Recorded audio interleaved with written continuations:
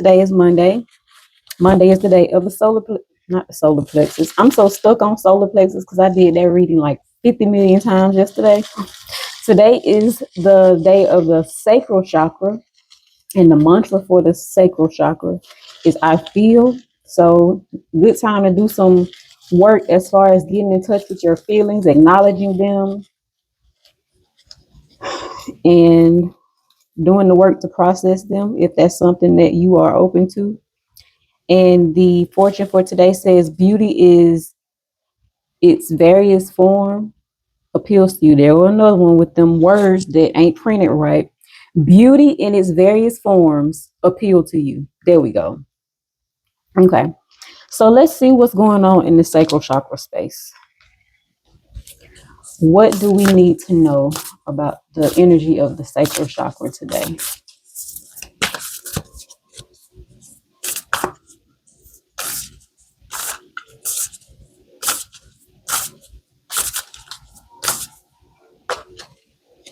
Forgiveness. Ooh, okay.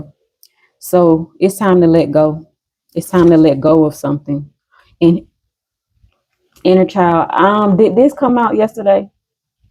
Because I did so many readings. I'm not sure which one posted on YouTube and which ones I scrapped. But I remember speaking about doing some inner child work and not suppressing the inner child, not what was it? I want to get this word. I want to get this right. I want to speak it accurately. Not bottling up the inner child. I think it was something along those lines. So this is about forgiveness and tapping into your inner child. So how I'm seeing this is maybe forgiving yourself for possibly neglecting your inner child, if that's the case for you. This says healing, letting go, growth, and compassion. So maybe having more compassion for yourself, having some more compassion for yourself, and letting go of the version of you that did not have compassion for yourself, letting go of the version of you that did keep your inner child bottled up. And this is about growing and healing and moving past whatever it was that you were unforgiving of, because whatever it was that you were unforgiving of has been holding you back in a sense. And so here on top of this one, we have love and light and act with care. And then we have the sacred divinity card, which says there are two paths ahead. This came out again not long ago because I remember that two paths ahead. So far, what this seems like it's saying to me is the two paths ahead. Either you're going to choose to forgive and let go, or you're going to hold on. And if you hold on, I don't even want to read into what is going to happen if you hold on. But what this is saying is the path that we're reading into is if you let go and surrender to the sacred divinity, there's a surprise on the other side waiting on you. So if I was you, I would choose that path, the path with the surprise on it. Because if you're not, hold on, another way that I'm getting this is if you don't let go and if you don't forgive, there's still going to be a surprise for you, but it might not be one that you want. So yeah, I would choose to let go and forgive and not open myself up to receive some surprise that is not, the best one that I don't welcome in my life. I don't want no surprises that aren't good surprises. If it ain't no good surprise, then keep it away from me. Okay, I'm speaking personally. So yeah, we have surprise and then recommit. And I don't read these as relationship cards because I don't read into relationships that way. And I'm saying that because there's obviously a couple here on the card and there's a family here on the card, but I'm seeing this as recommit to yourself. See, because the next card that we have here is solitary reverie. So this is about recommitting to yourself. Maybe recommitting to an aspect of you that you neglected.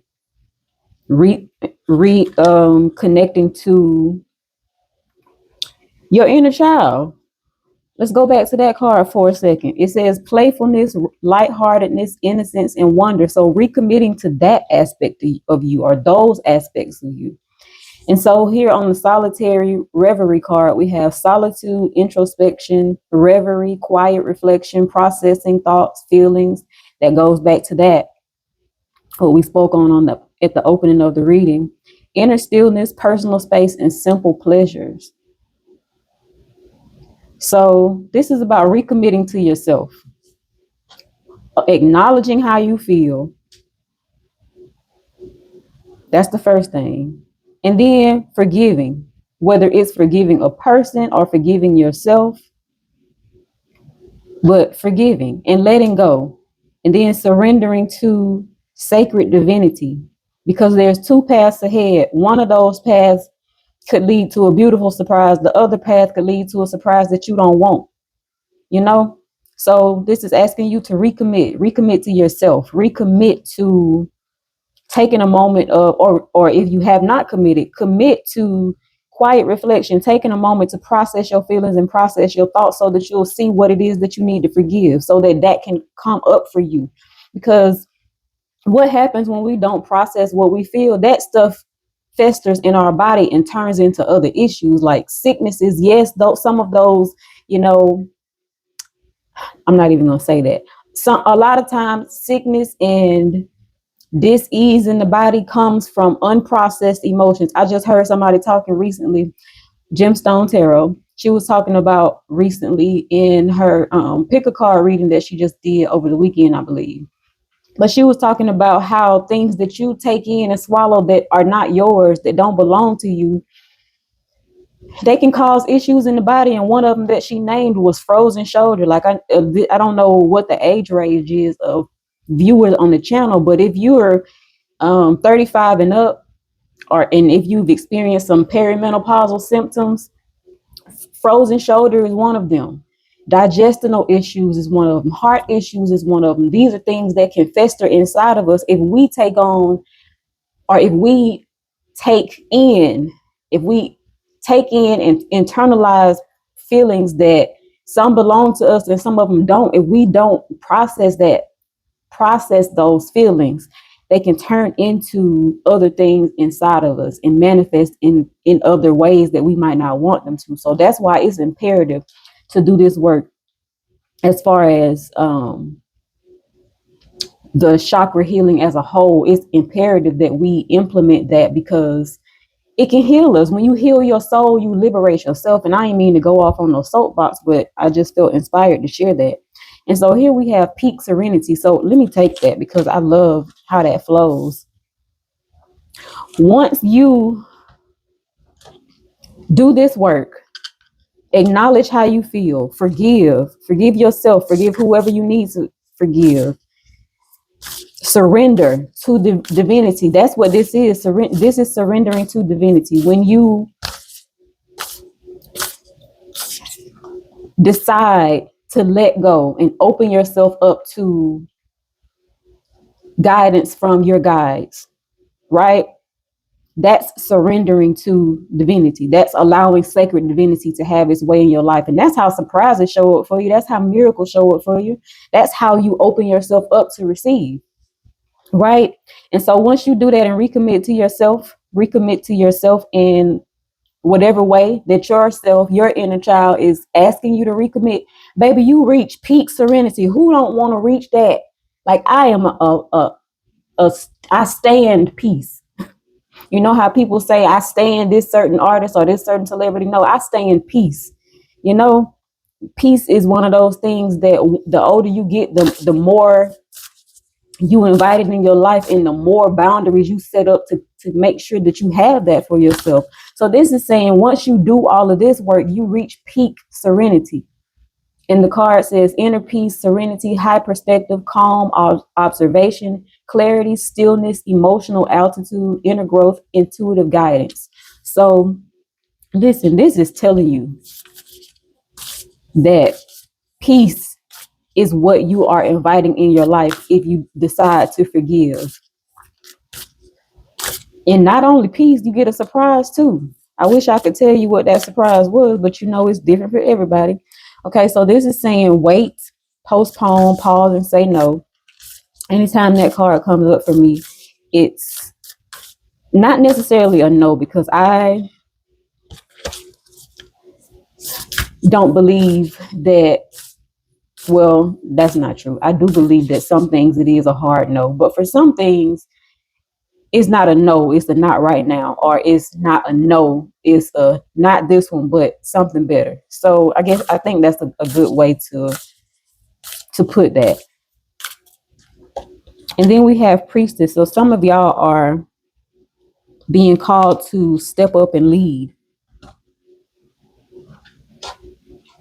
Some of y'all are being called to step up and lead. So maybe that's why this is necessary for you, because you don't want to lead people to a place that you haven't been. If you haven't reached peace in your life and serenity in your life, you can't lead them there. If you haven't reached forgiveness in your life, you can't lead people to forgive.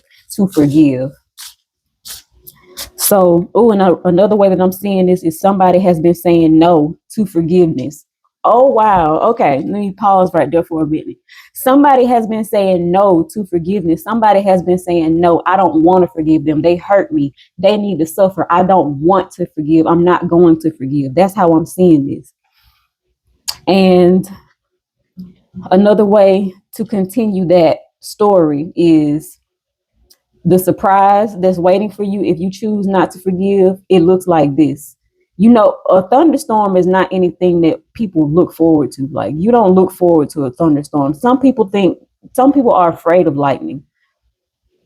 Some people are afraid of the aftermath of thunderstorms. So I would like to offer to you or suggest to you that you change your perspective about forgiveness, because you don't want the surprise that comes, or the surprise ahead on one of these paths, because remember, there's two paths ahead. You don't want the surprise ahead to be a storm, another storm in your life, right?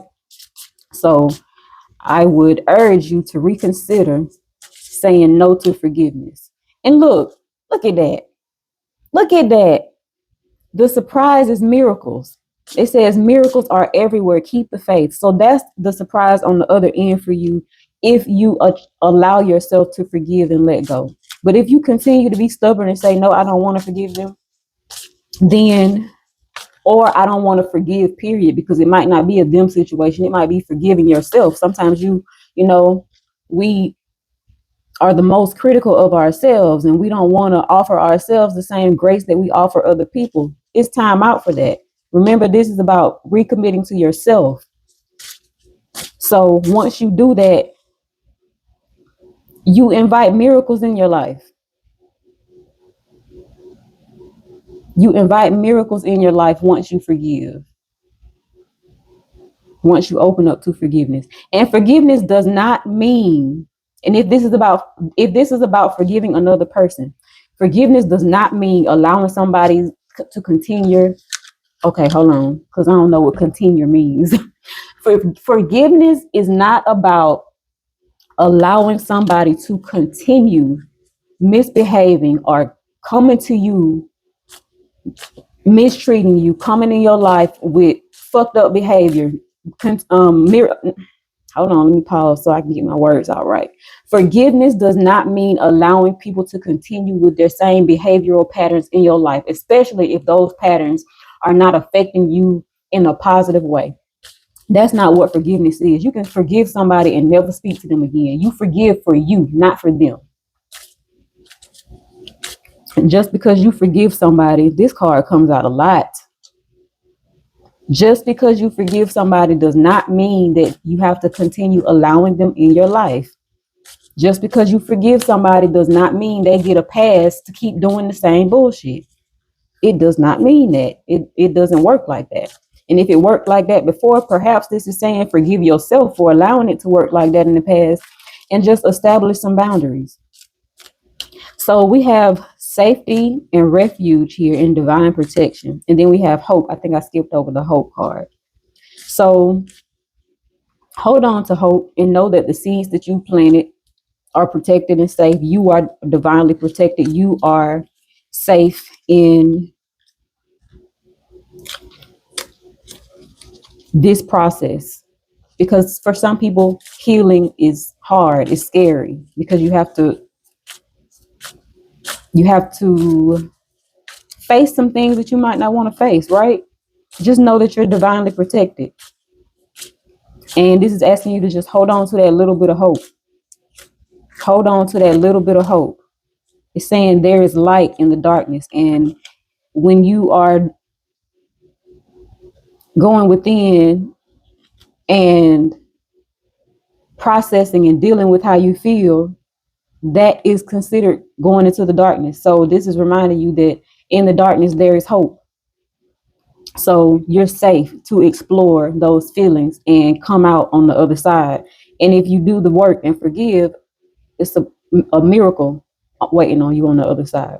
So the last card that we have here is the Jack of Spades, which is about spiritual initiation, and it definitely sounds like an initiation of sorts. I want to read the card to you, and then I'm going to close it out. It says spiritual initiation, odd jobs, alter ego, actor, actress. This came out the other day, yesterday. And then in one of the continuation readings, we picked up more information about the actor, actress thing, but I'm not going to get into that right now. It says a new lifestyle, irresponsible. So this can be being irresponsible with your feelings. You could be a person that in the past would explode on everybody because you did not know how to regulate your feelings. So this is an opportunity for you to manage that and regulate that. And this is also talking about working with ancestors. So your guides are present, letting you know that it's time to step up. It's time to step up. It's time to forgive. It's time to tap into how you feel, forgive, surrender to the divine, surrender to divinity, surrender to your guides, your ancestors, whoever you work with, and know that there's a surprise on the other side as you recommit to yourself. Stop saying no to forgiveness. Stop saying no to compassion. Stop saying no to letting go. It's time to let go because you're being initiated. You're being initiated, meaning you're being called to step up and lead. And you cannot lead people where you have not been. So just know that you're safe as you step into this new space. Okay. That's all I have for you today. And I hope that you were able to find something here that resonated with you and for you. And I will talk to y'all tomorrow. Peace.